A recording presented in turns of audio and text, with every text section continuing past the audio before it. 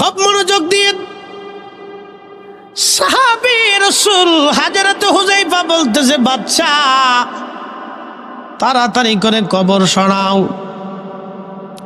দিনের ভাগে বাদশা কাজের চাপে ভুলে গেলেন, স্বপ্নের কথা আর মনে নাই। পরের দিন রাত্রিবেলা আবার রাসূল করিমের সাহাবী স্বপ্ন দেখাইলো, ও বাদশা ফয়সাল, আমি নবীর সাহাবী হুযায়ফা বলতেছি, কবর স্যাঁতস্যাঁতা হয়ে গেছে, আমার কবরে পানি ঢুকে কষ্ট হচ্ছে রে বাদশা, দ্রুত গতিতে আমাদের কবর এখান থেকে সরায় নাও। কোরআনে আল্লাহ কত চমৎকার বলে দিলেন, ইন্নাল্লাযীনা আমানু ওয়া আমিলুস সলিহাতি উলাইকা হুম খায়রুল বারিয়া। আমি যে কয়টা আয়াত আপনাদের সামনে বলবো, সব কয়টা আয়াতের প্রমাণ দিয়ে দিয়ে বলে যাচ্ছি আজ। খুব মনোযোগ দিবেন, আল্লাহর কোরআন কত চমৎকার সত্য বলেছেন আল্লাহ। আল্লাহ মিথ্যা বলেন নাই, আল্লাহর রসুলও একটা কথাও মিথ্যা বলেন নাই।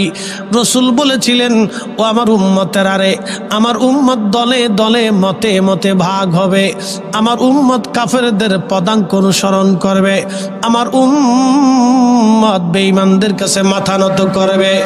আজকে যদি আপনি ঠিকই দেখেন, ফিলিস্তিনের মুসলমান যখন শহীদ হয়ে যায়, তখন আমার আরবের মুসলমানরা তখন আনন্দ ফুর্তি করে বেড়ায়, আরবের বাচ্চারা তখন চুপচাপ বসে থাকে। অথচ ফিলিস্তিনের মুসলমানদের পক্ষে রাশিয়ার মতো একটা খ্রিস্টান দেশও কথা বলে যাচ্ছে, চীনের মতো একটা বৌদ্ধ দেশ কথা বলল, কম্বোডিয়ার মতো একটা খ্রিস্টান দেশ কথা বলল, ব্রাজিলের মতো একটা নাস্তিক দেশ ফিলিস্তিনদের স্বাধীনতার পক্ষে কথা বলল। কিন্তু সৌদি আরব, জর্দান থেকে শুরু করে কাতার, দুবাই, বাহরাইন, কুয়েত আর এই সমস্ত মধ্যপ্রাচ্যের আরব রাজারা এখনো ঘুমন্ত অবস্থায় পড়ে রয়েছে। আমি মনে করি এই সব কটা ইহুদিদের দালা। আল্লাহু আকবার, নারে রিসালাত, ইয়া রাসূলুল্লাহ, আরে শুনে তো দাওয়াত, জিন্দাবাদ জিন্দাবাদ, ইসলামের চক্রান্ত জিহাদ ফাতার, মুসলিম সাবধান, নারে রিসালাত, তাকবীর, আল্লাহু আকবার। কিন্তু আমাদের দেশই তো ভালো। বলে হুজুর কেমন ভালো? আমরা দিন আনি দিন খাই। কি কথা খারাপ হয়েছে? এদেশের কোটি মানুষ এখনো দারিদ্র সীমার নিচে বাস করে, দিন আনে দিন খায়, রুটি রুজি না করলে বাড়িতে চাল আসে না।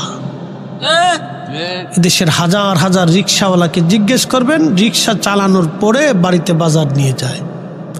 সারাদিন কাজ করার পরে 500 টাকা পাওয়ার পরে বাড়ি বাজার করে নিয়ে যায়। সেই দেশের রাষ্ট্রীয় পক্ষ থেকে সে যেই আসুক, রাষ্ট্রীয় পক্ষ থেকে ফিলিস্তিনের পক্ষে কথা বলা হয়, কিন্তু দুঃখ আর আফসোস আমাদের দেশে মুসলিম মিল্লাতের যারা মরল হয়ে বসে আছে তারা ভয় পায়। তারা যদি কথা বলতো তাহলে ফিলিস্তিন এতদিন স্বাধীন হয়ে যাইত। কথা বলে ঠিকই, এরা আমরা মিসকিন, আর আমরা দেশে 8 টাকা তারাবি মানানোর জন্য এটি কুত্তা খেয়ে পাগল হয়ে গেছে। আপনি ঠিক বললেও ঠিক, না ঠিক বললেও ঠিক। আমাদের দেশে কালেমা নিয়ে ভেজাল বাঁধাই দিচ্ছে। কি নিয়ে? কালেমা নিয়ে ভাগাভাগি লাগাই দিচ্ছে। এমনি মনে করেন আমরা বাংলাদেশে আলেম আছে 60 লাখ, দল আছে 30টি। আলেম হলো 60 লাখ, দল হল 30টি। একজন আরেকজনের গুতায়, আরেকজন আরেকজনের গুতায়, একটা একটা কেনি মারে, আরেকটা একটা কেনি মারে। এর ভিতরে আবার 8 টাকা তারাবি ঢুকাই দিচ্ছে, এর ভিতরে আবার কালেমা নিয়ে ভাগাভাগি চালু করছে। কি কথা কর না কে? এই সব ডিভাইডেড নীতি শয়তানের মতবাদ। এদেশে ইসলাম এনেছিল শাহজালাল, ইয়ামেনে মুজাররিদি। উনি মাত্র 360 জন নিয়ে এসেছিলেন। এক ইমান, এক কালেমা, এক কোরআন, এক সুন্নাহ, এক নীতি, এক পথ, এক মতবাদ, আহলে সুন্নাত ওয়াল জামাত, এক আইন, এক বাস্তবায়ন, এক জিহাদ। যার কারণে শাহজালাল ইয়ামেনি 360 জন নিয়ে যা করেছে, আমরা 18 কোটি মুসলমান তা করতে পারি নাই। আল্লাহু আকবার, নারে রিসালাত, ইয়া রাসূল।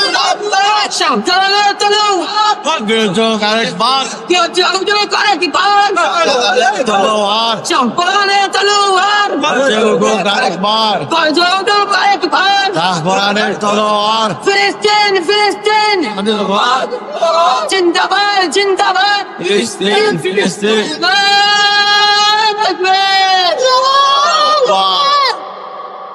ফিলিস্তিন যদি স্বাধীন হয় পৃথিবীর প্রত্যেকটা মুসলমানের ঘরে স্বাধীনতার আনন্দ উদযাপিত হবে। কথা ঠিক কিনা? ফিলিস্তিন যদি স্বাধীন হয় পৃথিবীর প্রত্যেকটা ইমানদার মুসলিমের ঘরে ঘরে আনন্দ চলবে, ঠিক কিনা? প্রিয় উপস্থিতি, আউলিয়া কেরামকে যারা ছোট করে দেখে সবগুলি বাটপার। আমি ঠিক বললেও ঠিক, না ঠিক বললেও ঠিক। এদের অবদান চির অবসরণীয়। এদের অবদানকে যারা অস্বীকার করে তারা নিজের বাপকে অস্বীকার করে। তাদের ত্যাগের কথা শুনলে আপনার গা হিম হয়ে আসবে যে তারা কি কঠিন ত্যাগ স্বীকার করেছে। সুদূর ইয়ামান থেকে সৌদি আরব হয়ে পায়ে হেঁটে হেঁটে সেই তৎকালীন জমানার কত পথ অতিক্রম করে আল্লাহরে মহান ওলি জমিনে কালেমার দাওয়াত দিতে এসেছিলেন। আপনি কল্পনা করতে পারবেন না।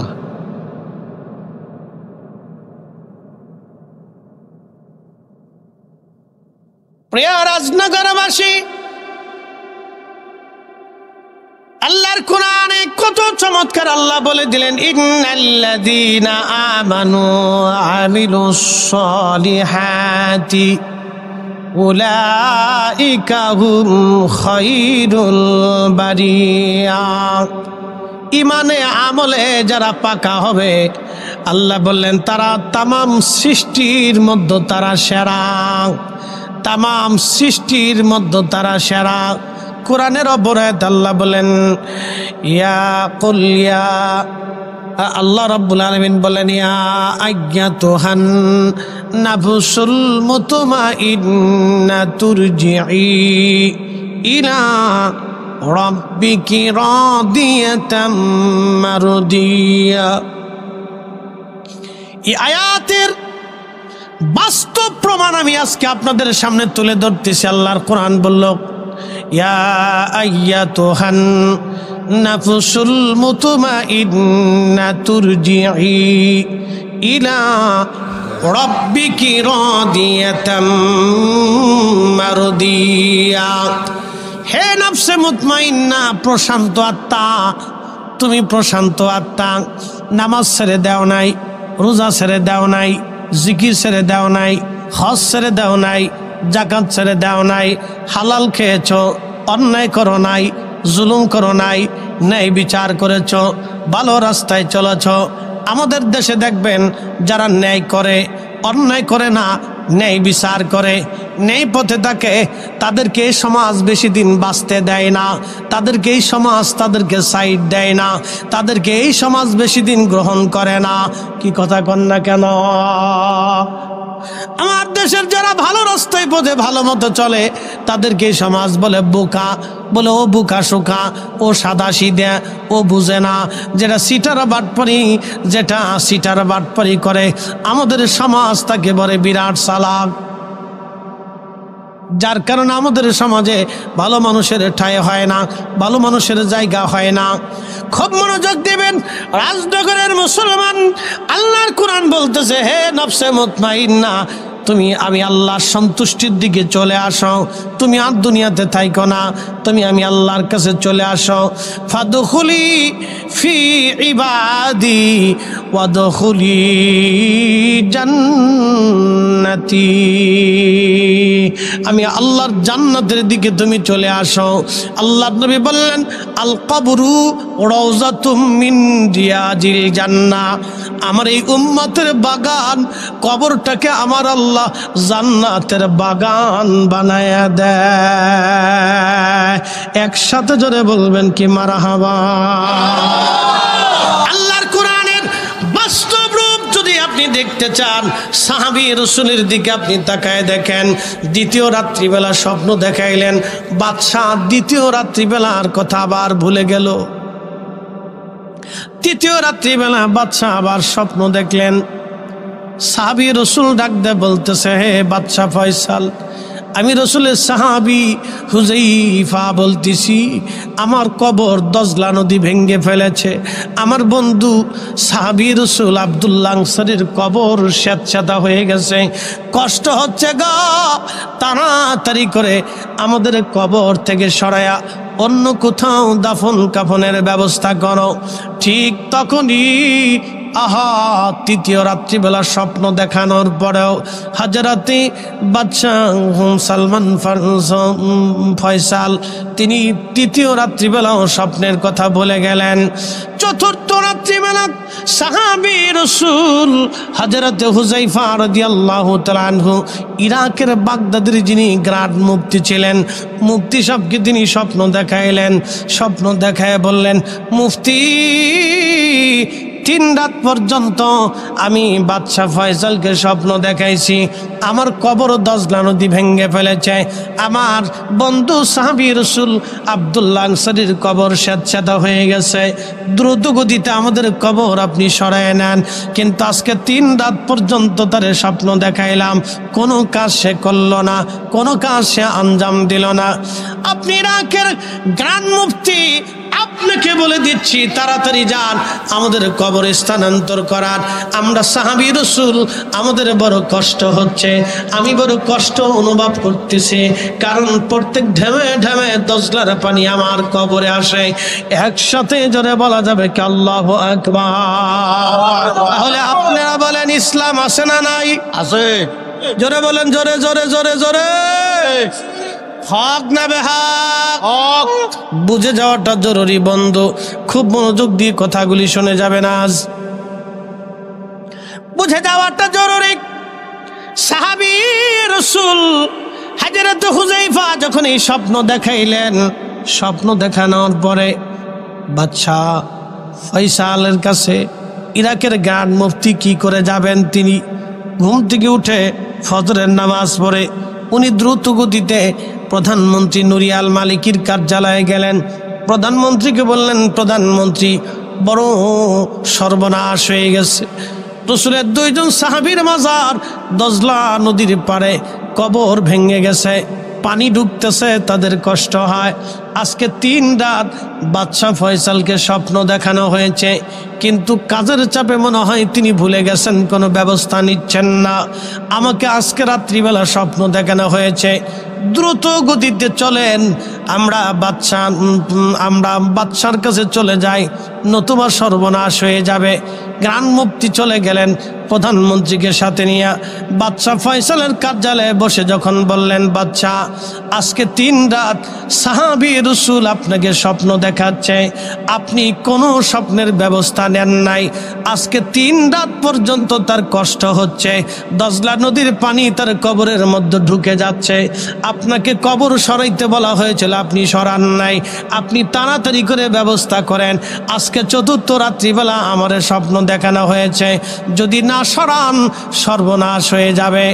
বাদশা ডাক দিয়ে বলতেছি, প্রধান মুফতি, আমার ভুল হয়ে গেছে, আমাকে স্বপ্ন দেখানো হয়েছিল, বাস্তব আমার মনে নাই, আমি ভুলে গিয়েছিলাম, কি করা যায় আপনি বলেন? গ্রান্ড মুফতি বলল, আপনি দ্রুত গতিতে ব্যবস্থা করেন, আমি ফতোয়া লিখতেছি, দলিলাদিল্লা বের করে ওলামা ইকরাম নিয়ে আমরা বোর্ড বসতেছি, আপনি কবর স্থানান্তরের ব্যাপারে সিদ্ধান্ত নেন। এই কথাগুলি সারা অঞ্চলে ছড়িয়ে গেল। ইলেকট্রনিক্স মিডিয়া 1933, তখন এরকম ফেসবুক ছিল না, এত পত্র পত্রিকা ছিল না, এত সুন্দর ব্যবস্থাপনা তখন ছিল না। সারা পৃথিবীতে টেলিভিশনের মাধ্যমে, টেলিগ্রাফের মাধ্যমে, রেডিওর মাধ্যমে সারা দুনিয়াতে সংবাদ ছড়ায় গেল। তখন হজের মৌসুম ছিল, লক্ষ লক্ষ হাজিরা আরাফাতের মাঠ দিয়া মক্কাতুল মুকাররমে হজের আনুষ্ঠানিকতার মধ্যে ব্যস্ত ছিল। হাজিদের মধ্যে এই ঘটনা ছড়ায় গেল। হাজিরা দরখাস্ত পাঠাইতে লাগলো ইরাকের বাদশাহ বরাবর, বাদশাহ আপনি একটু দেরি করেন, আমরা হজ শেষ করব। আমাদের মন চায় সাহাবী রাসূল হযরতে হুযায়ফা আব্দুল্লাহ আনসারী রাদিয়াল্লাহু আনহুমার দুইজনের চেহারা আমরা দেখতে চাই, কারণ রাসূল দেখি নাই, সাহাবী দেখে কলিজা ঠান্ডা বানাইতে চাই। একসাথে বলা যাবে আল্লাহু আল্লাহু আকবার। ইসলাম হক না বেহক? আল্লাহ আছে না নাই? আছে। রসুল সত্য না মিথ্যা? তো বাস্তবতা থেকে বলতেছি, শুনে যাবে না। কোরআনের সাথে বাস্তবতার কত মিল আল্লাহ জানাই দিলেন। আলা ইন্না আউলিয়া আল্লাহি লা খাউফুন আলাইহিম ওয়ালা হুম ইয়াহজানুন। আল্লাহু আকবার।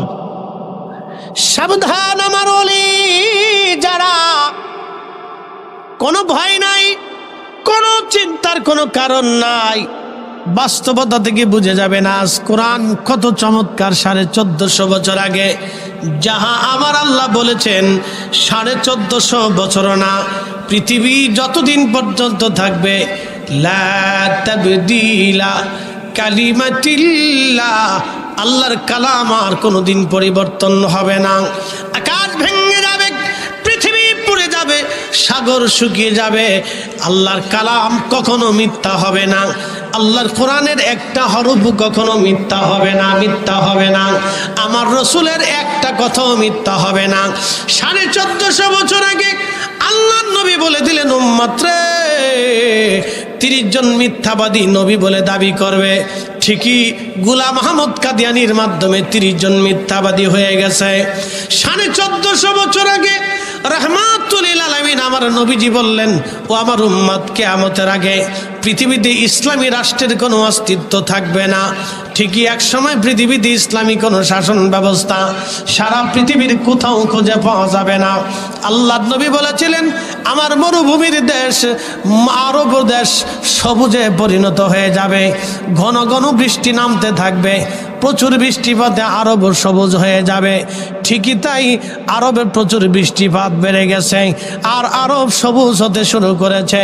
বাংলাদেশের বৃষ্টিপাত কমে গেছে, বাংলাদেশে গরম বেড়ে গেছে। ঠিক। কথা বলেন, জোরে বলেন। গরম বাড়ছে কেন জানেন? আমাদের গরম গরম পাপের কারণে। পৃথিবীতে গজব কখন আসে জানেন? যখন ন্যায় বিচার উঠে যায়। বলে, হুজুর কারণ কি? আদালতে যাবেন, কয়টা ন্যায় বিচার হয় আপনি বুঝেন? সব টেবিলের নিচ দিয়ে মেরিয়ে দেয়। উচিত কথা বললে ফরিদি সব পচা হয়ে যাবে, এই লোকটা ভালো হবে না। আমরা হুজুররা তো অনেক সময় ভালো হয় না, বুঝছেন না? ভালো কথা বললে অনেকে বেজার হয়ে যায়। কয়টা আদালতে ঠিক মতো বিচার হয় বলেন? কয়টা তদন্ত ঠিক মতো হয় বলেন? টাকার বিনিময়ে তদন্ত হয়, মামলা শুরু হয় মিথ্যা দিয়া, মামলা শেষ হয় মিথ্যা দিয়া, সবই মিথ্যা, আগা থেকে শেষ পর্যন্ত মিথ্যা, আদালতও মিথ্যা, সব বিচারও মিথ্যা হচ্ছে। টাকার কারণে আদালত রায় দিচ্ছে। আমার দেশের হাজার হাজার গরিব মানুষ টাকার কারণে বিচার পায়।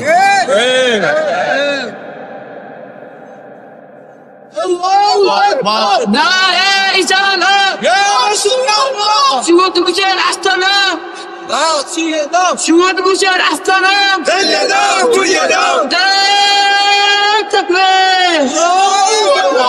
তুই ও স্লোগান দিস না। সুদের আস্তানা ভাঙতে হলে তাহলে সব ব্যাংক ভেঙে দিতে হইব। ওই তো না, পাবলিক হচ্ছে ভাঙতে আমার টিয়া দিয়ে আগে।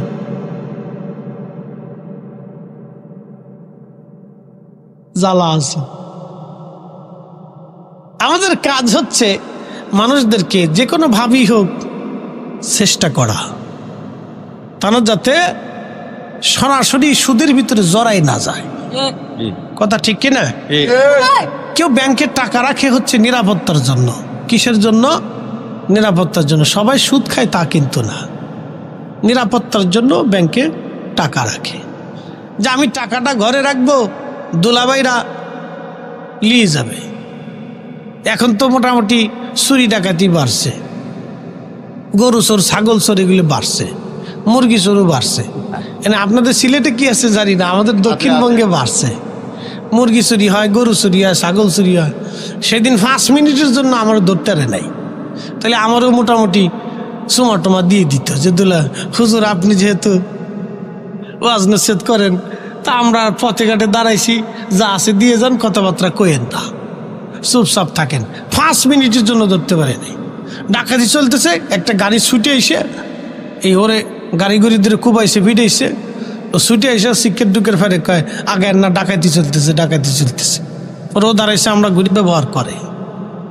আপনি একটা জিনিস চিন্তা করেন, আমাদের পুলিশ প্রশাসন যেমন তাই হোক, এরা আর ভিতরে ভালো আছে মন্দ আছে, আল্লাহ সবের ভালো করুক, আমরা দোয়া করি।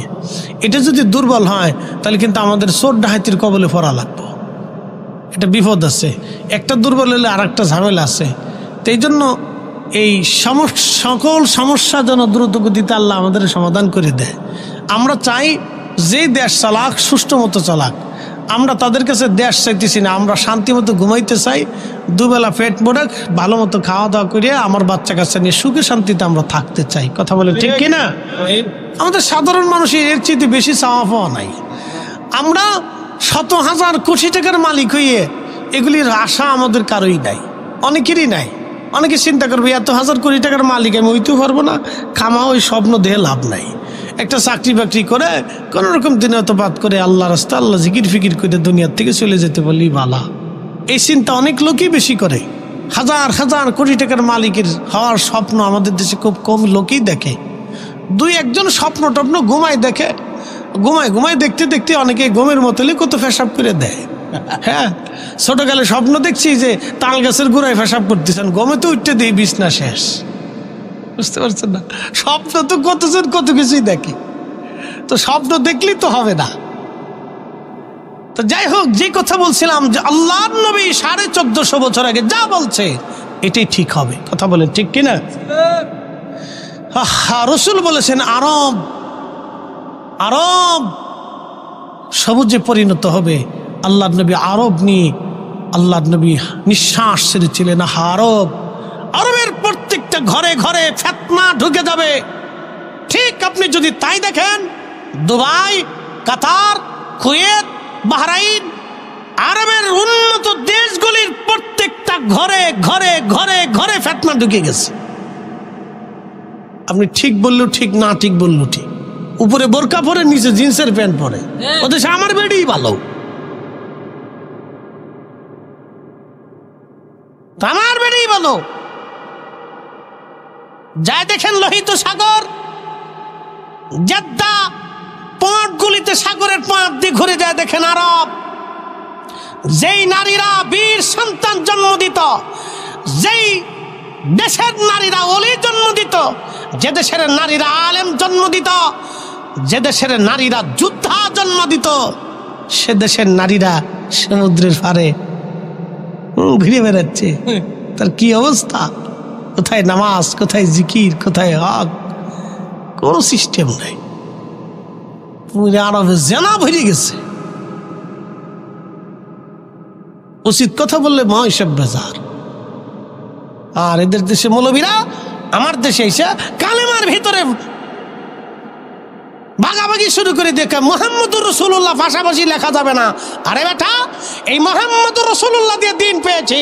মুহাম্মদুর রাসূলুল্লাহ না হলে আল্লাহ চিনতাম না, মুহাম্মদুর রাসূলুল্লাহ না হলে কোরআন পেতাম না, মুহাম্মদুর রাসূলুল্লাহ না হলে আযান পেতাম না, মুহাম্মদুর রাসূলুল্লাহ না হলে জান্নাত হবে না, মুহাম্মদুর রাসূলুল্লাহ না হলে ঈমান হবে না, মুহাম্মদুর রাসূলুল্লাহ না হলে ধর্ম হবে না, মুহাম্মদুর রাসূলুল্লাহ না হলে ইয়াকিন হবে না। মুহাম্মদুর রাসূলুল্লাহ শব্দ কালেমা থেকে যারা বাদ দিতে চায় সব কটা ইহুদির দালাল।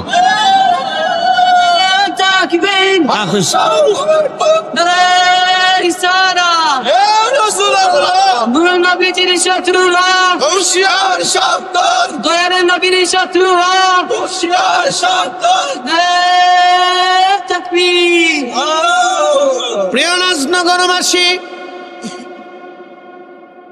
হাজারাতে গ্রান্ড মুফতি দ্রুত গতিতে তিনি ফতোয়া বোর্ড নিয়ে বসে গেলেন। তিনি লেখালেখি শুরু করে দিলেন। ফতোয়া বাদশাহ ফয়সালের কাছে সারা পৃথিবী থেকে সংবাদ আসে, বাদশাহ দ্রুত গতিতে আপনি ফয়সালা করেন, আমরাও সাহাবী রসুল দেখতে চাই। 1450 বছর 1400 বছর পরে আমরা সাহাবী রসুলের সাহাবী দেখতে চাই। 1400 না 1350। অথচ বিজ্ঞানের ব্যাখ্যা 24 ঘন্টা পরে পায়খানা রাস্তা দিয়ে পোকা আসবে। বিজ্ঞানের ব্যাখ্যা 17 দিনে পেট ফেটে মিসমার হবে। বিজ্ঞানের ব্যাখ্যা অনুযায়ী 2 মাসের মধ্যে গোশতগুলি মাটির সাথে মিশে যাবে। আজকে 1350 বছর পরে একজন সাহাবী স্বপ্ন দেখায়, আমাদের লাশ দ্রুত গতিতে সরায় নেন, আমাদের কষ্ট হচ্ছে। বাদশার কাছে চিঠি আসলো, মেইল আসতেছে, ফোন আসতেছে, আপনি দেরি করবেন, আমরাও দেখতে চাই। বিভিন্ন অঞ্চল থেকে ফোন আসে, ইরান থেকে, ইরাক থেকে, কুয়েত থেকে, কাতার থেকে, বাহরাইন, দুবাই, সৌদি, মিশর, সিরিয়া থেকে, ফিলিস্তিন থেকে বড় বড় বাদশাহ গভর্নররা ফোন দিচ্ছে, আমরাও আসবো, সাহাবী রসুল আমরাও দেখতে চাই। কারণ 1400 বছর আগে সাহাবীরা কেমন ছিল সেটা আমরা দেখতে চাই। আমরা রসুল দেখি নাই, কিন্তু সাহাবী দেখব। 5 লক্ষ হাজি ছিল তৎকালীন সময়, 5 লক্ষ প্লাস 5 লক্ষ হাজি তৎকালীন সময়, 1জন 2জন না, 5 লক্ষ হাজি। আল্লাহু আকবার। রাজনগরবাসী খুব মনোযোগ দিয়ে শুনিয়া যান, হাজিরা আসবে। বাদশাহ ফয়সাল চিন্তায় পড়ে গেলেন। একদিকে সাহাবী তাগাদা দিচ্ছেন কবর সরানোর জন্য, অন্যদিকে দজলা কবর ভেঙে ফেলে দিয়েছে। সাহাবীর কষ্ট হয়, এই কবর কি করে সরানো যাবে, এখন কেমনে সরাই, কি করব। আবার বোর্ড বসে গেলেন, মুফতি সাহেব তিনি পরামর্শ দিলেন, বাদশাহ একটা কাজ করা যায়।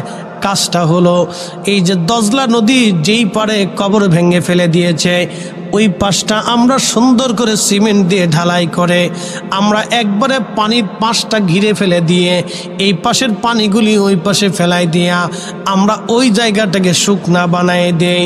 শুকনা বানানোর পরে আমরা এরপরে যখন মুসলমানরা ইরাকের বাগদাদে আসবে এবং সবাই আসার পরে আমরা একটা দিন তারিখ নির্দিষ্ট করে আমরা সাহাবী রসুলকে এখান থেকে সরায় নেব। একসাথে বলা যাবে কি আল্লাহু আকবার। আরে 1450 বছর আগে রসুল যা বললেন তাহা সত্য, কোরআন যাহা বলেছে তাহা সত্য। আল্লাহ বলেন আল্লাযীনা আমানু ওয়া কানু ইয়াত্তাকুনা লাহুমুল বুশরা ফিল হায়াতিদ দুনিয়া ওয়া ফিল আখিরাহ। তেলের গাড়ি তেলে চলি,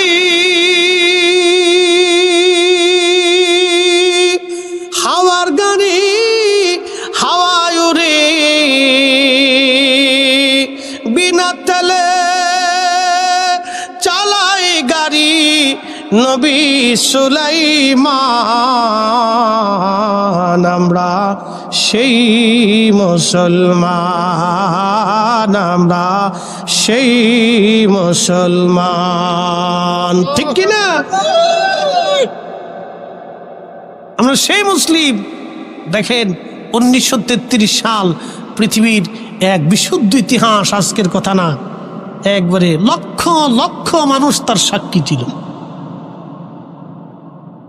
সাহাবী রাসূল তো ওইভাবে ড্রেজিং সিস্টেম করে আপনার বেড়িবাঁধ তৈরি করে দিয়ে ভিতর থেকে পানি নিষ্কাশন করা হলো, কবর শুকিয়ে দেওয়া হলো। হজ শেষে হাজার হাজার হাজি ধীরে ধীরে ধীরে ধীরে ইরাকের বাগদাদে ঢুকতে লাগলো। সালমান পার্ক, যেখানে সালমান ফার্সি রাদিয়াল্লাহু আনহু ঘুমিয়ে আছেন। এই সালমান ফার্সির 250 বছর হায়াত হয়েছিল, তিনি ইরাকের গভর্নর ছিলেন। আজকে শুনে যাবেন ইতিহাস, এগুলি আমাদের জানাটা খুব দরকার। ইতিহাস থেকে আমাদের শেখার অনেক কিছু আছে। আমরার মুসলিম কেমন ছিল, আমাদের পূর্ববর্তী মুজাহিদরা কেমন ছিল, আমাদের পূর্ববর্তীরা কেমন ঈমান একিনের অধিকারী ছিল, এগুলি শুনলে আমাদের ঈমান বাড়ে। কথা কোন ঠিক কি না? আমাদের ঈমান কি হয়? বাড়ে, ঈমান মজবুত হয়, দৃঢ় হয়, যে না আমি সঠিক আকীদা বিশ্বাস ও দ্বীনের উপরে আছি, আমি সঠিক আকীদা বিশ্বাস ও দ্বীনের উপরে আছি। এটা শুনলে আমাদের ঈমান মজবুত হয়।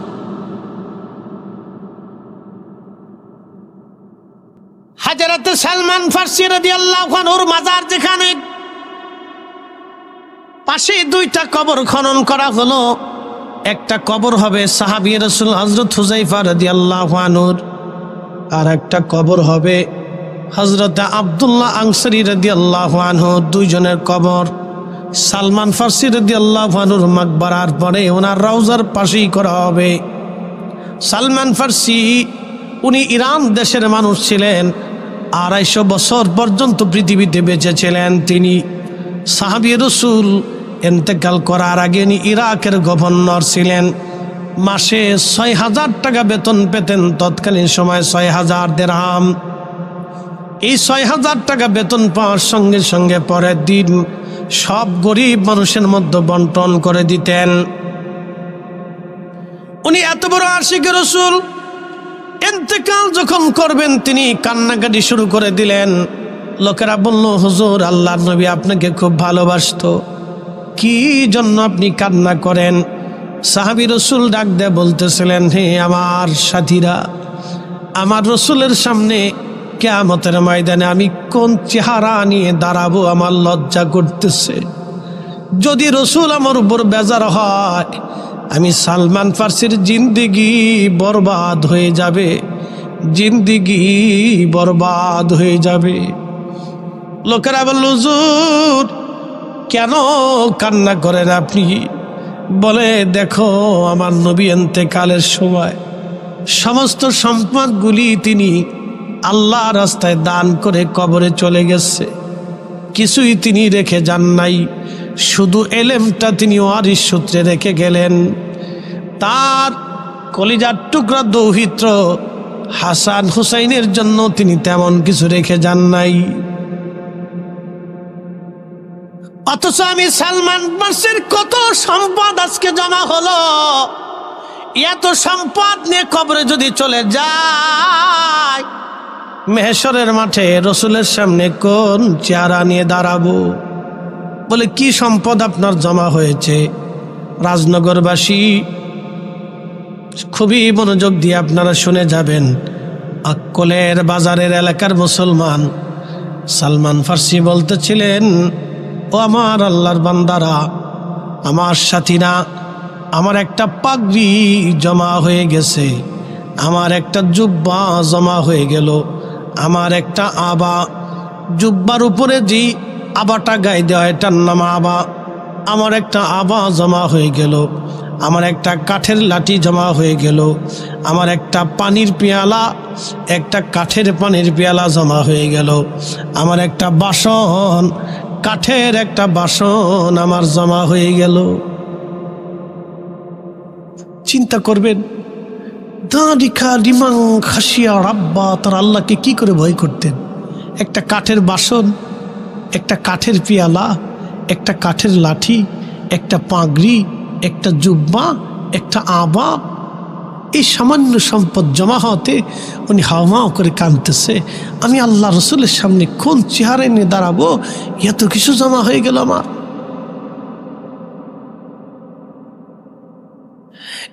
সাহাবীরা, আমি সালমানের ইন্তেকালের পরে জুব্বা দিয়ে, আবা দিয়ে, আমার কাফনের কাপড় বানানোর পরে যা থাকবে রে, সব কিছু তোমরা গরিব মানুষের মাঝে দান করে দিবা, সাবধান।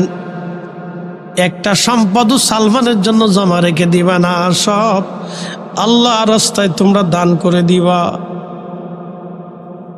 ওনার মাজারের পাশে দুইটা কবর খনন করা হলো, একটা কবর হুযায়ফা আর একটা কবর আব্দুল্লাহ আনসারী রাদিয়াল্লাহু আনহুমা। লক্ষ লক্ষ হাজি লক্ষ লক্ষ ইরাকবাসী, লক্ষ লক্ষ মুসলমান আজ আসছি 1350 বছর পর্যন্ত কবরের ভিতরে কি করে একটা মানুষের দেহ অক্ষত থাকে। একসাথে বলবেন আল্লাহু আকবার। না না হয় না, আরো জোরে বলেন, আহা আরো জোরে। 1350 বছর পরে কবরের ভিতরে মানুষের দেহ কি করে অক্ষত হয়, অথচ বিজ্ঞান বলল মাত্র 2 মাসের মধ্যে মানুষের শরীরের গোশতগুলি মাটির সাথে মিশে যাবে।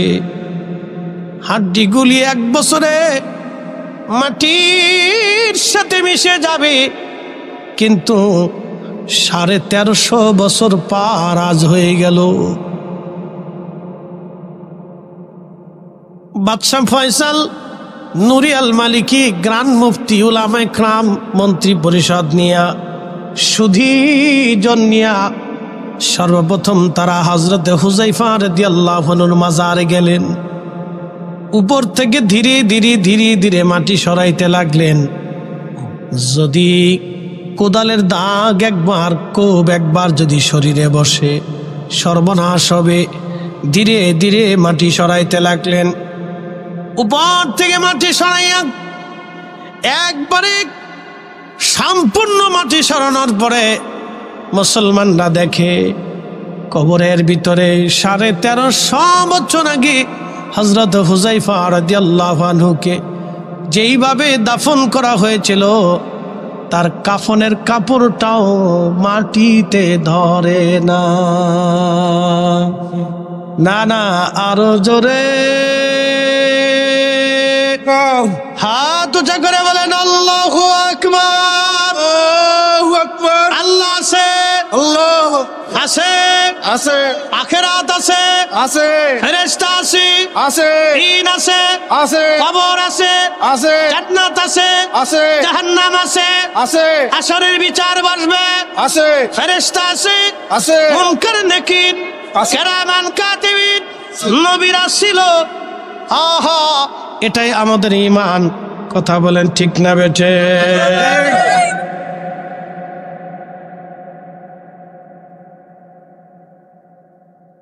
হযরত হুযায়ফা রাদিয়াল্লাহু আনহুর কবর থেকে ক্রেন দিয়ে মাটি সহ উঠিয়ে যখন আনা হলো, সমস্ত মাটিগুলি সরাইয়া খাটিয়ার উপরে যেই কাফনে 1350 বছর আগে দাফন করা ছিল ওই কাফনের ভিতরেই ওনাকে রাখা হলো। দেখা যাচ্ছে ওনার কাফন এবং দেহ থেকে 1350 বছর বড় আল্লাহর জান্নাতের ঘেরান আসে। যদি মনে করেন কি করে সম্ভব, বাস্তবতা থেকে একটা প্রমাণ আজ দিয়ে যাচ্ছি। আমি নিজে তার সাক্ষী। ওই মালিকের হাতে জীবন, ওই মালিকের হাতে আমার মরণ। এবছরে হজ শেষ করে মদিনায় সময় মাত্র 8 দিন, 5-8 ওয়াক্ত নামাজ। মদিনাতে 40 ওয়াক্ত নামাজ হাজিরা পড়ার চেষ্টা করেন। যদিও হাদিসের সনদ দুর্বল, নবী বলেছেন আমার মদিনাতে 40 ওয়াক্ত নামাজ যদি আমার মসজিদে কেউ জামাতের সাথে একাধারে 40 ওয়াক্ত নামাজ পড়ে, আমার মালিক তার নাম মুনাফিকের খাতা থেকে কেটে দিয়ে ইমানদারের খাতায় নাম লিখে দিবে। হাদিস দুর্বল কিন্তু কথা সত্য। খুব মনোযোগ দিয়ে শেষের দিন, তার আগের দিন আমার মনটা বারবার কাঁদতেছিল আমি উহুদে যাব, যেইখানে আমার রাসূল বিশ্রাম করেছিলেন। উহুদে দন্ত মোবারক শহীদ হয়েছিল। ওইখানটা যাওয়ার জন্য দিনের ভাগে গেলাম। আপনাদের বিশ্বনাথ ওই যে কামিল মাদ্রাসার প্রিন্সিপাল সাহেব হুজুর ছিলেন, ফেন্সুগঞ্জের ভাইস প্রিন্সিপাল সাহেব হুজুর ছিলেন। একই রুমের মধ্যে আমরা হজ করেছি একই সাথে। আল্লামা সাহেব কেবলা ফুলতুলি রাহমাতুল্লাহ আলাইহির অন্যতম মুহিব্বিন খলিফা ছিলেন। আর আব্বাজান বিশ্বনাথ আলিয়া মাদ্রাসার প্রিন্সিপাল সাহেবের বাবা। খুব মনোযোগ দিয়ে একই সাথে একই রুমে 40 দিন আমরা একসঙ্গে কাটিয়েছি হজের সময়। আমি উত্তম সাথী ওনাদেরকে পেয়েছিলাম, অত্যন্ত আশিক রাসূল ওনারা দুইজন। একই সঙ্গে উহুদে গিয়েছি, একই সঙ্গে বদরে গিয়েছি, অনেক জায়গা গিয়েছি, মদিনাতে, মক্কাতে, হেরেমে। খুব মনোযোগ দিয়ে তো রাতের আধারে গেলাম, চিন্তা করলাম দিনে তো বহুবার গেলাম, রাত্রিবেলা একবার একটু ঘুরে আসি। তার কাটার বেড়া কাটা ছিল, যেই ফাঁকা জায়গা উহুদে নবীজি বিশ্রাম করেছিলেন ওই জায়গাটা সিমেন্ট দিয়ে ঢেকে রেখেছে এবং সুন্দর করে জানালার মতো একটু কাটা রেখে দিয়েছে। ভিতরে কেউ ঢুকতে পারে না, কিন্তু পাশে যাওয়া যায়। আমরা রাত্রিবেলা হেঁটে হেঁটে উঠলাম, 4-5 জন আলেম। আর একজন আলেম ছিলেন, তিনি লন্ডন থাকেন। আমার ওই ভাইটাও ছিলেন, তার নাম গজনবী। খুব মনোযোগ দিয়ে আমরা 4-5 জন আলেম আপনাদের সিলেটের মাওলানা মাইনুদ্দিন আহমেদ জালালাবাদী সাহেবের খোঁজ কাফেলায় গিয়েছিলাম। বন্ধু খুব মনোযোগ দিয়ে উনিও সাথে ছিলেন। রাত্রিবেলা যখন ওইখানে আমরা ঢুকলাম, মালিকের হাতে আমার জীবন। ওই আল্লাহর কসম করে বলতেছি, বাতাস থেকে সুঘ্রাণ আসতে লাগলো। পৃথিবীর কোনো আতরে সুঘ্রাণ আপনি পাবেন না, কোটি টাকা দিলেও এই সুঘ্রাণ আপনি পাবেন না। বাতাসের মধ্যে সুঘ্রাণ শুধু ভেসে ভেসে আসতেছে। আমরা চিন্তিত, ব্যাপার কি, এত ঘ্রাণ কোথার থেকে আসে? যেইখানে আল্লাহর নবী ফাঁকা জায়গাতে বিশ্রাম করেছিলেন ওইখানটা তো সিমেন্ট দিয়ে লাগানো, শুধু জানালার মতো কাটা। মাথা ঢুকাইয়া ভিতরে যখন নাক লাগাইলাম, দেখি আল্লাহর নবী যেইখানে বিশ্রাম নিয়েছিলেন 1450 বছর পরে সেখান থেকে এখনো জান্নাতের ঘেরান পাওয়া যায়। আমরা এখানে স্থির থাকতে পারি নাই, আমরা এতগুলি আলিম ওইখানে এশার নামাজ পড়লাম, ওইখানে মিলাদ শরীফ পড়লাম, জিকির করলাম, দোয়া করলাম। এত সুঘ্রাণ পৃথিবীর কোনো আতরে হবে না। আমার রাসূল সত্য, নবী যেটা বলেছেন এটা সত্য, সাহাবীরা সত্য, কোরআন সত্য। আখিরাতের ময়দানে দাঁড়াইতে হবে, কোনো চিন্তা নাই। হে রাজনগরবাসী, মাঝে মধ্যে আমরা ভুলে যাই আল্লাহর কথাগুলি ভুলে যাই। আমরা ভুলে যাই, ভুলে গেলে চলবে না। স্মরণে বরণে রাখতে হবে, ভুলে গেলে চলবে না। 1450 বছর পরে এখনো সেখান থেকে সুঘ্রাণ আসে।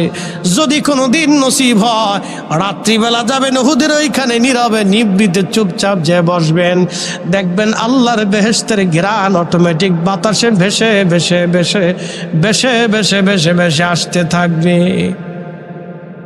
এখনো আছে। আল্লাহু আকবার। আপনার শরীর স্থির থাকতে পারবেন না ততক্ষণ, এত সুন্দর ঘ্রাণ আসে বাতাসে। আর রাতের যারা মদিনাতে গেছেন, মদিনার আবহাওয়া তো অত্যন্ত চমৎকার। সকালের আবহাওয়া এবং রাতের আবহাওয়া তো এত মিষ্টি, এত মধুর, ভাষায় প্রকাশ করার মতো না। বিশেষ করে ওখান থেকে তো পাহাড়ি বাতাস ভেসে ভেসে আসে, আরো মজা লাগে। তো ওইখান থেকে বাতাসের মাধ্যমে ঘ্রাণ ভেসে ভেসে আসতেছে, আর নাক লাগাই দেখি ভিতর থেকে এত সুন্দর ঘ্রাণ আসতেছে। আল্লাহু আকবার। যত সময় বসেছিলাম তত সময় ঘ্রাণ পেয়েছি, একটা সেকেন্ডের জন্য ঘ্রাণ বন্ধ হয় নাই। 1450 বছর পরেও আল্লাহর নবীর সুঘ্রাণ পাওয়া যায়। একসাথে বলা যাবে আল্লাহু আকবার। রাসূল আছে, কথা বলেন, আছে। নবীর মুজিজা আছে, কিয়ামত পর্যন্ত রাসূলের মুজিজা থাকবে, কথা বলেন ঠিক কিনা? আল্লাহর দ্বীন সত্য, আমার রাসূল সত্য, এটাই সত্য। কখনো নিজের ইয়াকিনকে দুর্বল করবেন না, সাবধান। নিজের ঈমানকে, বিশ্বাসকে কখনো দুর্বল করবেন, এটাকে মজবুত রাখবেন, শক্ত রাখবেন, দৃঢ় রাখবেন, পাহাড়ের মতো মজবুত রাখবেন এটাকে। তো খুব মনোযোগ দিয়েন। ওনার জেসেম উঠানো হলো 1350 বছর পরে। কল্পনা করা যায় 1350 বছর পরে ওনার শরীরের ওই আপনার কি বলে কাপড়ের থেকে ধুলাবালি ময়লাগুলি পরিষ্কার করা হলো।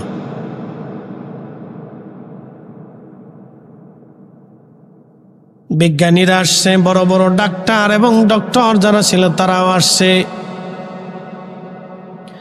সারা পৃথিবীর মানব বিজ্ঞানীরা আসছে সাহাবী দেখার জন্য। কি করে সম্ভব? 1300 বছর পরে এখনো একজন মানুষ কবরে জিন্দা আছেন, কবরে ওই অবস্থায় আছে। সবাই এসে হাত ধরে দেখে হাতের ব্লাড সার্কুলেশন, রক্ত সঞ্চালন তখনও চলে। কি আসতে হয়ে গেল না সুবহানাল্লাহটা?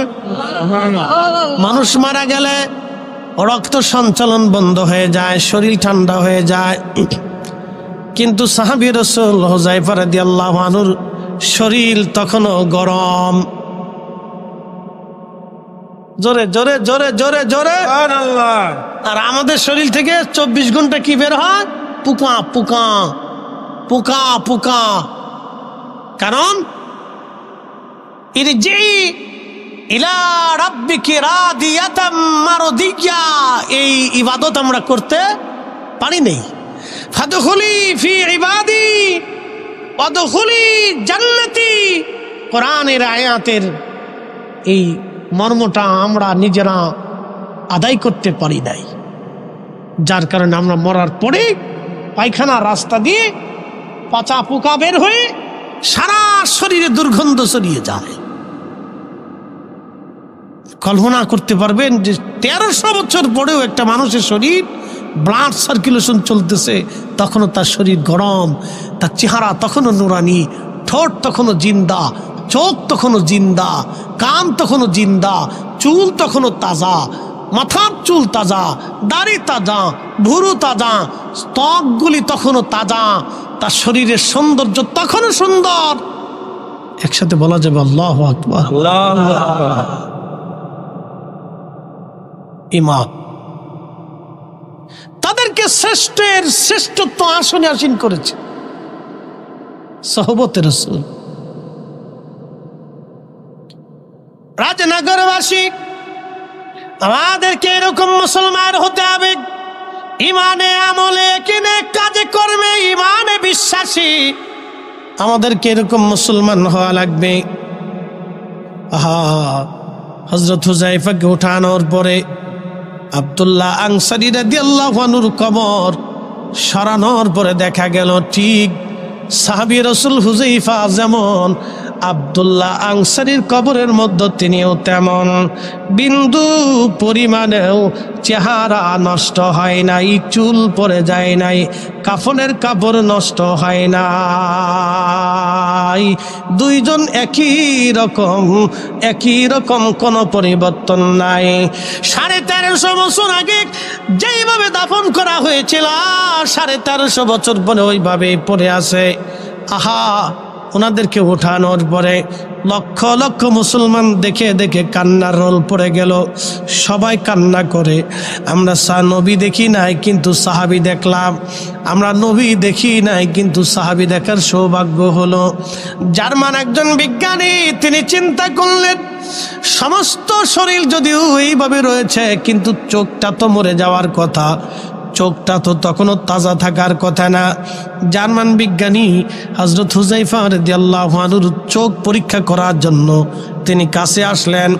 আসার পরে চিন্তা করলেন বডি তো ঠিক আছে কিন্তু চোখ তখন ওইভাবে কিভাবে থাকে, চোখটা তো মরে যাওয়ার কথা, চোখটা তো নষ্ট হয়ে যাওয়ার কথা। বিজ্ঞানী হযরত হুযায়ফা রাদিয়াল্লাহু আনহুর চোখের পাতা সরাইয়া যখন চক্ষু মোবারকের দিকে নজর মেরেছে, হযরত হুযায়ফার চক্ষু থেকে একটা নূর এসে ইত্তাকু ফারাসাতাল মুমিন ফাইন্নাহু ইয়ানজুরু বিনুরিল্লাহ, রাসূল বললেন আমার মুমিনের চাহনিকে তোমরা ভয় করো, কেননা ইয়ানজুরু বিনুরিল্লাহ, মুমিন যারা তারা আল্লাহর নূর দিয়া দেখতে পায়। আল্লাহর ওলি যারা আল্লাহর নূর দিয়ে তারা দেখতে পায়। হযরতে হুযায়ফা রাদিয়াল্লাহু আনহুর চোখের নূরের আলোতে তখন জার্মান বিজ্ঞানীর চোখ আলো বন্ধ হয়ে গেল। তিনি চোখের আলো বন্ধ হয়ে যাওয়ার পরে কিছু সময় পরে তিনি চোখের আলো ফিরে পাইলেন। গ্রান্ড মুফতির হাত ধরে বললেন, মুফতি আর বুঝার বাকি নাই। যেই ঈমান, যেই ইয়াকিন, যেই কালেমা, যেই কোরআন, যেই সুন্নাহ, যেই নবী আনিত বিধানের উপরে বিশ্বাস স্থাপন করার কারণে ঈমান